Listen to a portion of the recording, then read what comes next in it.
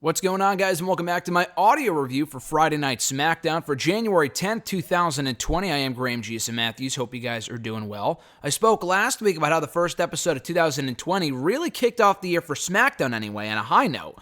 After a string of really dull shows in the final few months of 2019, not that the shows were bad, but it really felt like nothing was happening. And not to say that SmackDown is all of a sudden a must-see show, but the returns of the Usos, John Morrison, Sheamus have really spiced things up a little bit. And that goes along with the Daniel Bryan and Bray Wyatt feud, the Mandy Rose and Otis storyline, which has been very entertaining so far. I think all in all, SmackDown is in a lot better shape than it was, I would say, even a month ago.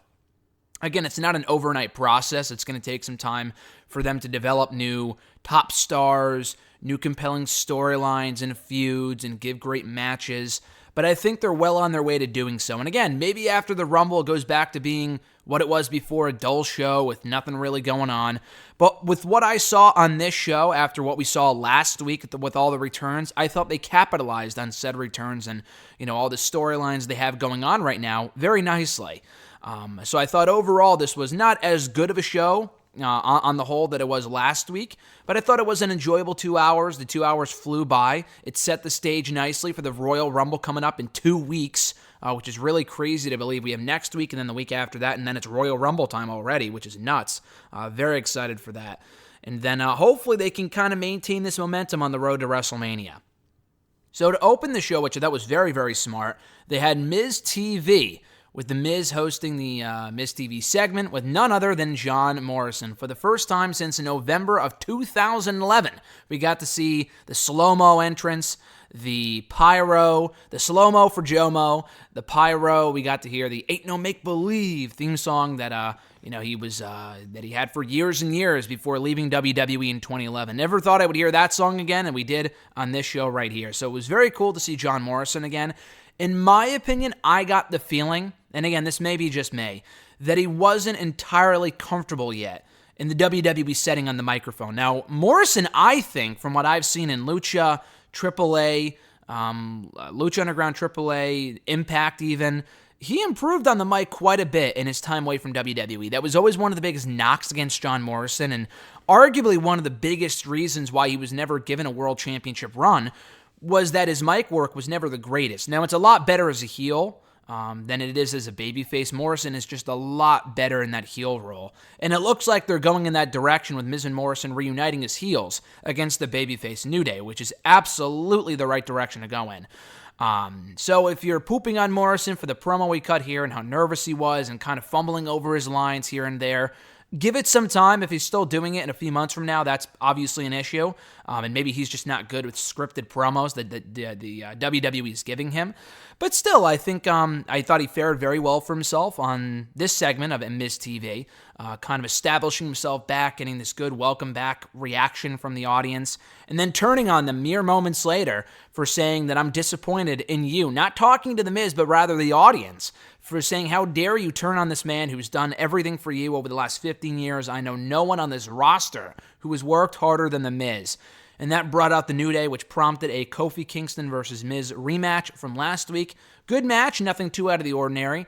Didn't start out too great, but I thought they picked up the pace nicely down the stretch, delivered an entertaining encounter. And in the end, after not interference, but a distraction at ringside from John Morrison, taking out Big E, which I thought was sick, especially for those like Alexis, who has never seen John Morrison before, for her to see what he did here when he just kind of, I don't even know how to describe it. He did a flippity-doo-dah over the steel steps, never touching them once, and then taking out Big E, which distracted Kofi long enough for Miz to capitalize, pick up the victory, and score his first televised victory, get this, in 4 months.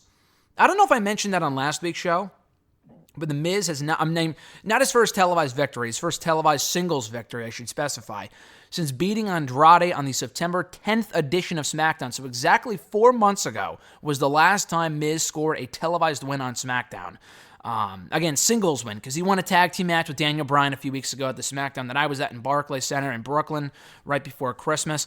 Other than that, though, The Miz has won no matches on WWE TV, which is terrible for a guy of his caliber, a former WWE champion, multi-time IC champion, US champion, tag team champion, Mr. Money in the Bank. The guy deserves a lot better than that, and I'm glad he won here, as was the right outcome. I figured they might have Kofi win again to further the heel turn from Miz and have him go off on Kofi afterward, but it would be too repetitive from what they did last week, and they have to earn Miz and Morrison a tag team title shot somehow. So having Miz win here was the right outcome, and although it has yet to be officially announced, I would assume that we are getting Miz and Morrison versus New Day for the SmackDown Tag Team titles at the Royal Rumble pay-per-view.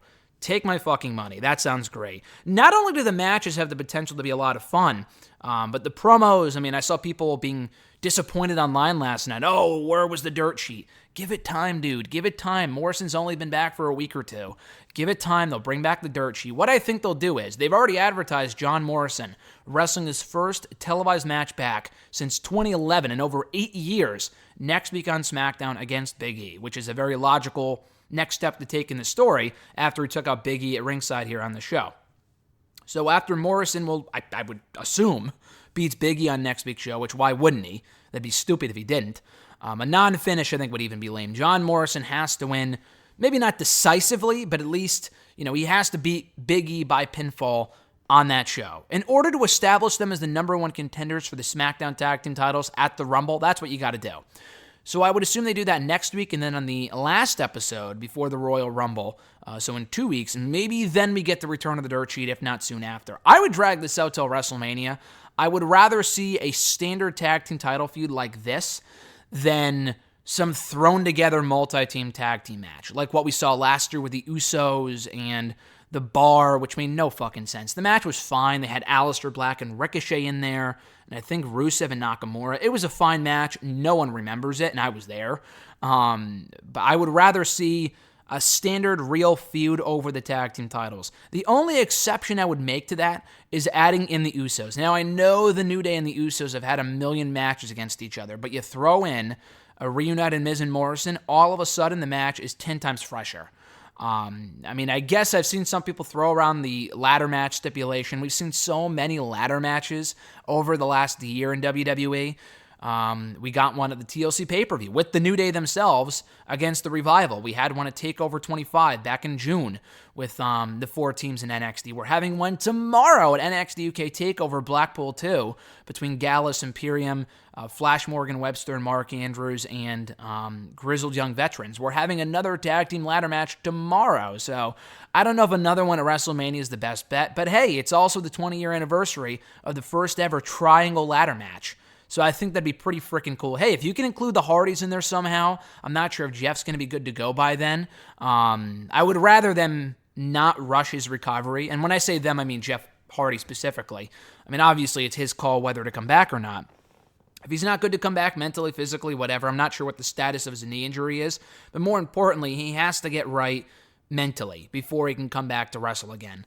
But they were involved in that first ever triangle tag team ladder match 20, I almost said 30 years ago. It's not quite that old, but 2 decades ago at WrestleMania 2000. So why not do it again at WrestleMania 2020 with the Hardys, Usos, New Day, Miz, and Morrison? Hey, if that's what they'd be going for and you throw in the ladder match stipulation, that sounds amazing. So I would absolutely pay to see that match. So again, Miz beat Kofi, good match there. We then had Elias singing about his Royal Rumble opponents. I don't know if Elias has officially been announced for the Royal Rumble match. I would assume that he will be added soon enough. He ran down all of the people that have so far entered, including Ricochet and Rollins. Is Rollins even in it so far? AJ Orton. I'm not sure if Rollins has been officially announced. I think he has, but I'm not sure. So those guys. He also mentioned Brock Lesnar. He said that Brock Lesnar was never there. These things with Elias are completely pointless, and I kind of ragged on it last week. This was slightly entertaining, and hey, the crowd was into it, so I can't complain. The line about Brock was entertaining, but it does lead me to believe that he'll be in the Rumble, Elias that is, and get chucked out in 10 seconds by Brock. Because I know we're all getting high hopes about Brock Lesnar entering the Rumble and whatnot, but very likely whoever's number 2 will be a throwaway pick, and Brock will chuck them in 2 seconds, or just maul them or throw them around the ring. Honestly, I would rather have it be someone like Elias than a Matt Riddle. I know everyone's saying Matt Riddle, and as cool as that would be, I would rather have it be someone like Elias who just gets their ass kicked for 5 minutes and gets chucked out. Because if Matt Riddle's in there with Brock at number 2, realistically, yeah, it would be cool to see them, be competitive with one another, but I think from WWE's booking standpoint, whoever's in there at number 2 is just going to get easily mauled by Brock. So I would rather have it be Elias than Matt Riddle, at least in my opinion. We then had Mandy Rose versus Alexa Bliss. But before that, backstage, we saw Mandy Rose acting very sincere and giving Otis an I'm sorry cake with a little truck on it. That was cute. After Dolph kind of destroyed the cake that he made for Mandy a few weeks ago, that Otis made for Mandy a few weeks ago, that is. So I don't really get maybe this is intentional, but Otis would have to be an idiot to not notice this because it's blatantly on TV. It's not subtle at all. There's a disconnect here with the Mandy Rose character. Now, if they were starting to slowly transition her into a babyface for this storyline with Otis, then that would be cool. I mean, they already have enough babyfaces on the show between Lacey, Alexa, Nikki, Carmella, Dana. So I get why they may not do that. But still, it's weird because she comes across as very likable in these backstage segments with Otis. And then she goes out to the ring and is a complete bitch in these matches with Carmella, Alexa, and people like that. She won here after Otis's music hit, Heavy Machinery came out, and he was like eating the cake creepily, which was honestly really funny. Mandy Rose capitalized on the distraction, rolled up Alexa Bliss, which is a shit finish, but I mean, it made sense from a storyline standpoint. Mandy Rose finally won a match, and maybe what they're going for here is that Mandy's using Otis to kind of help further her career and pick up more wins. I mean, she hasn't won up to this point. But she was losing a couple weeks ago, and maybe that's why, because she wasn't, using Otis or whatever, and I don't know. At that point, she wasn't really fully manipulating him the same way that she is now. I would rather see, and I threw this out on Twitter last night, I pitched this to RJ over text a few days ago. It will not happen. I don't even know what the hell his status is. This guy's been out on injury for literally almost 2 years, which is crazy long. I don't even think he's coming back at this point, but as far as I know, he's still in NXT. He's still under contract to the company. Not on TV, but he's still in NXT because he was posting on Instagram even as recently as a few days ago about how 2020 is going to be his year. What I would do is the end game for this angle. I've seen some people pitch, Sonya professes her love to Mandy, and they reveal they've been using Otis the entire time. I think that's the end game here. Mandy will turn on Otis to get big heel heat. I think that's where this is headed no matter what. Excuse me. I think that's really only inevitable. The thing is that if you have Sonya and they do the whole, lesbian storyline, which I don't mind, honestly, because they were going to do it anyway not a few months ago, but like a year ago going into WrestleMania 35, they nixed it. They never really got around to doing it. That would be a cool conclusion to the story. Not that it would seem too similar to the Liv Morgan-Lana bullshit, which we still have no idea what the hell that was about a few weeks ago. Not that I really care. But the issue with that endgame is that Otis never gives Mandy her comeuppance, unless he gets some sort of another valet like Carmella or something, but I don't really care too much about that. I would rather see Mandy reveal that she's been dating someone else this entire time, and have that person be none other than Tino Sabatelli. If you don't know who Tino Sabatelli is, then I have no hope for you. But in all seriousness, he's been in NXT now for well over 5 years. He's been on and off TV over the years. He was in a tag team with Riddick Moss from 2016 to early 2018. They broke up on TV after teasing tension for months. They went their separate ways, and then just like that, both guys got hurt. Riddick Moss ended up coming back in late 2018. He's barely been on TV since then. He's actually made more appearances on NXT UK TV recently compared to NXT TV normal. He's been teaming with Dan Matha, whatever the hell his name is now. Could not give two shits about that tag team. But Tino and Riddick Moss were a really good tag team all they lasted. I forgot what their tag team name was. God-gifted athletes or something like that, which sounds a lot like Mandy Rose, doesn't it? God's greatest creation. Mandy and Tino at one point anyway, I know we're legitimately dating because they appeared at the Hall of Fame ceremony together. They were posting pictures together. That was before he got hurt. So maybe it's changed because she's on the main roster now. I don't know. I mean, I'm sure they've probably well gone on and broken up by now. We haven't seen Mandy with anyone else. I don't really pay too much attention to that type of shit. But even if I guess they would be weird if they weren't together anymore and they did this storyline. But it would be better if they were and they brought in Tino to be Mandy Rose's boyfriend in storyline. I think that would be a money storyline. I mean, Tino needs more development. He's not ready for the main roster by any means. In the ring, on the mic, whatever. He needs more seasoning, even though he's been down in developmental now for over 5 years. The issue is that he's missed maybe half of that time with injuries and whatnot. He had a concussion. He had he had a shoulder injury or something at one point in early 2016. Now he's had another concussion or something else happen to him, another shoulder surgery, whatever.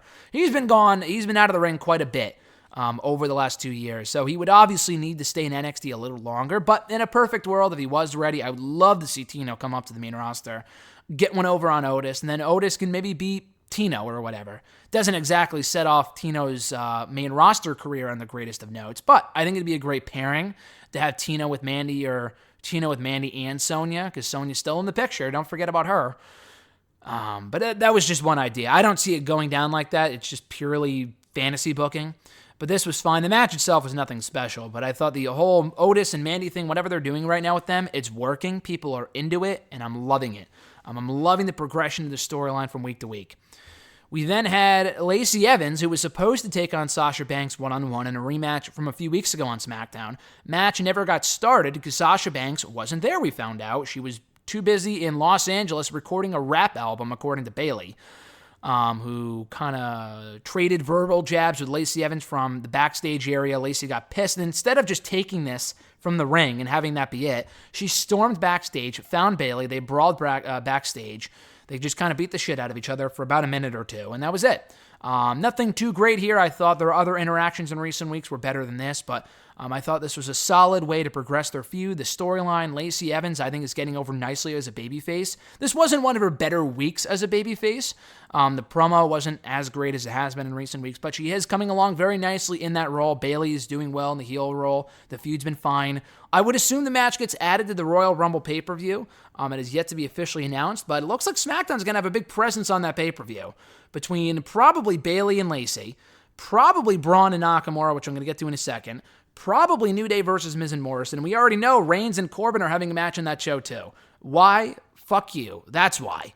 Fuck all of us. That's why. I mean, I have really honestly no idea. I know they need to blow off the feud somehow, but who gives a fuck about Roman Reigns versus Baron Corbin again? The thing is that they do this shit all the time where they'll do a TLC match at the TLC pay-per-view and it won't be the end of the feud.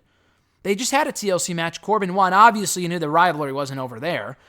But then they're having another match with no stipulation, as of right now anyway, at the Royal Rumble pay-per-view. It's ass-backwards booking. They did the exact same thing 5 years ago with Randy Orton and John Cena. They had a TLC match at the TLC pay-per-view where Orton beat Cena to become the WWE World Heavyweight Undisputed Champion, whatever. And they had a rematch at the Rumble. That was a normal match. Like, what the fuck? It should be the other way around, and I know that's not the only 2 times they've done that. It's so annoying. It doesn't help either that Reigns and Corbin have shit chemistry together. Their in-ring chemistry is nearly non-existent, and I like Roman Reigns. I'm a big fan of Baron Corbin. This feud has sucked. And the inclusion of the Usos and bringing back Robert Roode on the show is great and all. They're kind of adding smoke and mirrors to the whole thing. But at the end of the day, you take out everyone else. You take out the stipulations, we're still left with Roman Reigns versus Baron fucking Corbin, and the feud sucks in the ring. And in the promos and whatnot, but in the ring, it's not much better. But yeah, SmackDown may have a lot of matches on this pay-per-view, especially with Raw not really having many at all right now, I don't think. I know we have Becky and Asuka already advertised for the show. But that's it. Brock's not defending his championship. He's going to be in the Rumble, which is not for the WWE Championship, for those wondering. So Brock is not going to be having his own match on the show. We have Becky and Asuka, but what else could they really add?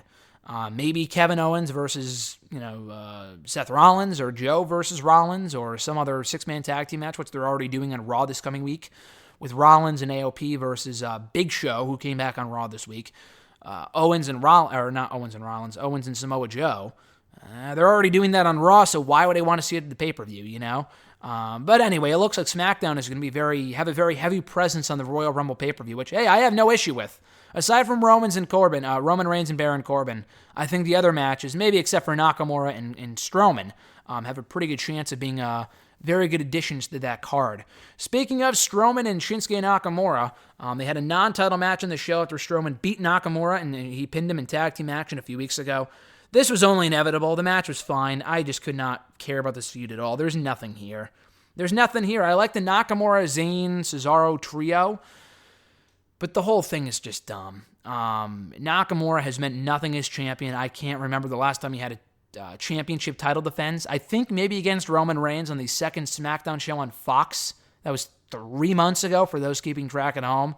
That was the only other championship match I remember him having in recent months. I know he beat The Miz to retain his title at Clash for Champions, and he beat Ali at like Smackville or whatever the fuck it was, one of those network specials back in July. He's been champion now for almost 6 months. That's ridiculous.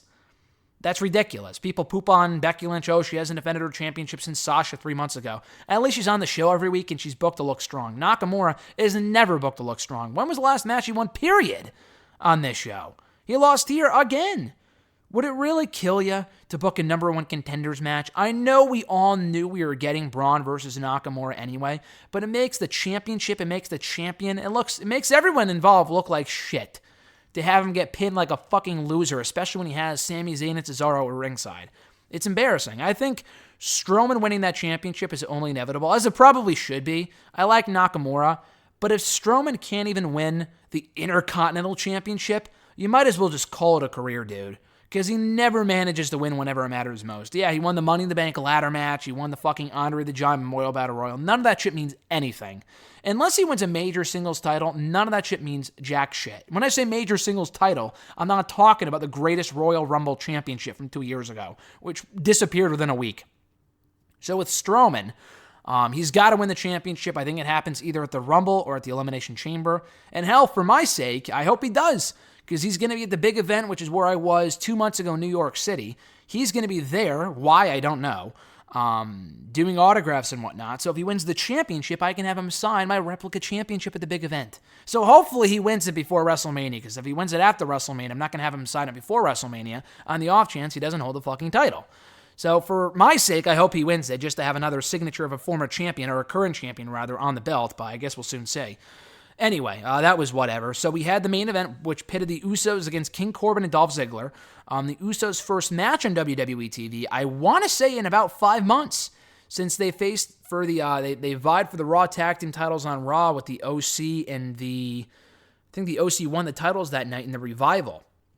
And they lost, and then they disappeared from TV after that. But this was a fine match, pretty standard, ho-hum main event, nothing really out of the ordinary at all. What didn't make any sense to me, which did not make any sense, so before the match, Roman Reigns came out, okay? So he came out to address Baron Corbin, the Usos being back, the Bloodline, which I love, but on his own, Roman is not as interesting as he is with the Usos and the Shield and people like that. So he says that he wants Baron Corbin at the Rumble, one-on-one, before he chucks him out at... in the Royal Rumble match itself. And honestly, I'm going to say this, I forgot to mention this earlier, I could not give two fucks about Roman and Corbin at the Royal Rumble pay-per-view, but there is a twist. Not that there's a stipulation, but this is the only thing I like about the idea of a Baron Corbin-Roman Reigns rematch at the Rumble is this. That if Roman and Corbin have a match on the show earlier on in the night, that means Roman Reigns is not winning the Rumble. Why would he? Because he's beating Baron Corbin. He's already lost to him twice. He lost to him on SmackDown back in November. He lost to him again at the TLC pay-per-view. Let's face it, Roman Reigns is not losing again. He's beating Baron Corbin to avenge the loss and move on. I severely doubt that he's going to beat Baron Corbin and then win the Royal Rumble. Hey, I mean, anything's possible, but I highly doubt that's the case. I think it would have been more likely if he loses to Baron and then wins the Rumble later on in the show. Like what Daniel Bryan should have done 6 years ago at Royal Rumble 2014. But anyway... I think that's a plus. But there's also the fear that Cain Velasquez wins the whole thing. And I do like Cain Velasquez. I know I sound hypocritical because I was all over the guy when he first debuted. The issue is that the story is just no good. They shouldn't have done that first match. If Cain did not debut on that first SmackDown show on Fox, and I know they really wanted the big moment for that show, so they rushed it, and they rushed it to Crown Jewel, which was fucking stupid. Because the match, you can't really say it sucked, I guess, because it was 2 minutes, but it was a complete disappointment. I have no desire to see Brock versus Kane at WrestleMania at all. The big red monster Kane or Cain Velasquez, whoever's fucking name is Kane, I have no interest in seeing that at WrestleMania. So I really don't want to see that. Kane could still win the Rumble if Roman Reigns doesn't win it, which I think is a very big possibility. But like I was just about to say, if Kane did not debut on that first SmackDown show on Fox back in early October, honestly, I may be more open to the idea of Brock and Kane at WrestleMania. Kane coming in, winning the Rumble. People may not know who he is. And if they really wanted someone else to win, then they might get pissed. But I think it would be cool to have Kane debut in the Rumble, win the Rumble in his debut match, which has, I don't think, ever been done before. And then maybe not win the championship of WrestleMania, but go on to face Brock at WrestleMania for the title. That would make sense. But they have yet to do that. So I don't. They didn't do that, is what I meant to say. They didn't do that. They had Kane debut on that SmackDown show instead. Blew off the match at the fucking Crown Jewel show, and it was not good. Again, it's not fair to say that because it was a 2-minute squash, but they completely squashed exactly was what happened. My desire of seeing that match at WrestleMania. So hopefully that does not happen. But anyway, going back to my original point here, the Usos versus King Corbin and Dolph Ziggler. Roman came out, cut the promo, left, and then came back after the Revival attempted to interfere. So Roman was down at ringside. Why he didn't just stay there, I don't know. But then he went back to the backstage area and then came back a few minutes later. So this whole thing was fucking weird. The Usos ended up winning by DQ after Ziggler and Corbin used chairs. The Revival came in. And I'm thinking, okay, there's no chance it happens now. And by that, I mean, I figured there was no chance of Robert Roode returning if the odds were already stacked against the Usos and Roman Reigns and whatnot. But no, that's exactly what happened. Robert Roode ended up coming back, and I guess his suspension expired on Thursday.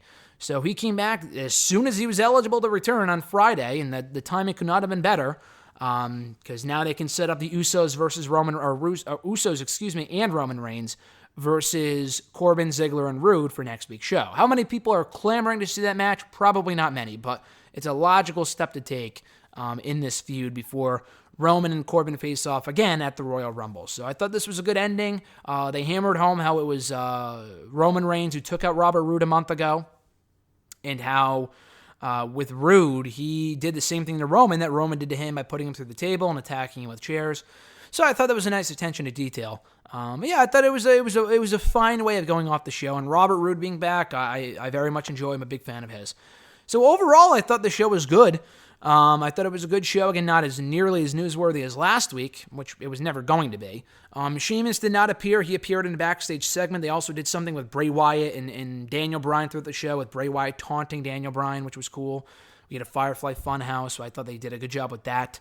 Overall, I enjoyed the episode. It wasn't great. It wasn't bad at all. Honestly, the thing is that these shows were nothing amazing, but the thing is that they are far better than whatever the fuck they were doing in late last year. In late 2019, the show was completely dull, nothing going on, no feuds I could give a shit about. At least now we have the Usos back, trying to spice up the Roman and Corbin feud. Strowman and Nakamura still does nothing for me, but it's simple booking, I guess.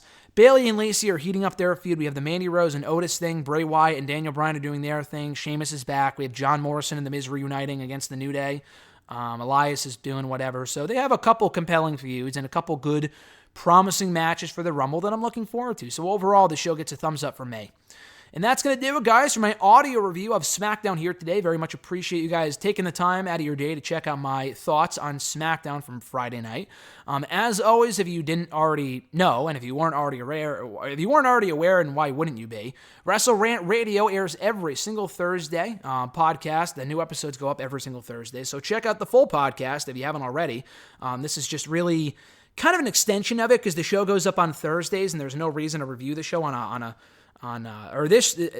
airs on Fridays. The show goes up on Thursdays. There's no reason to review SmackDown 6 days later. By that point, it's completely outdated.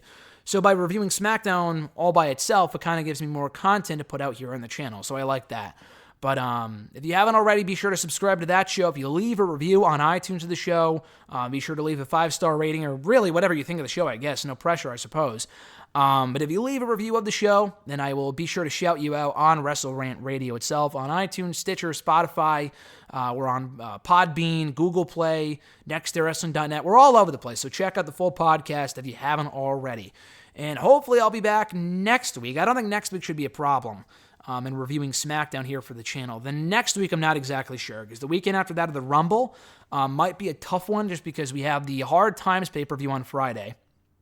On Saturday, we have Worlds Collide that night, which I will not be watching live, as I'll be going to a Northeast Wrestling show, and I think in Waterbury, Connecticut, so I'll be there for that, and not reviewing Worlds Collide in written form until Sunday, and then the Royal Rumble's the very next day. So it's going to be a very busy weekend, so I'm not sure if I'll get around to a Rumble, or rather a SmackDown audio review that weekend. But if I do, then I do. But definitely there should be one next week. I don't know why there wouldn't be. But on that note, guys, have a great rest of your weekend. Be sure to like this video, drop a comment, share the video, and subscribe to the channel. I put up reviews of network content all the time. Hashtag AskGSM, Wrestle Rant Radio excerpts, miscellaneous stuff, old episodes, full episodes in their entirety of Wrestle Rant Radio, and so much more. So subscribe today. I very much appreciate it. With all that being said, guys, again, have a great rest of your weekend. I'm Graham GSM Matthews, and I'll catch your ass down the road.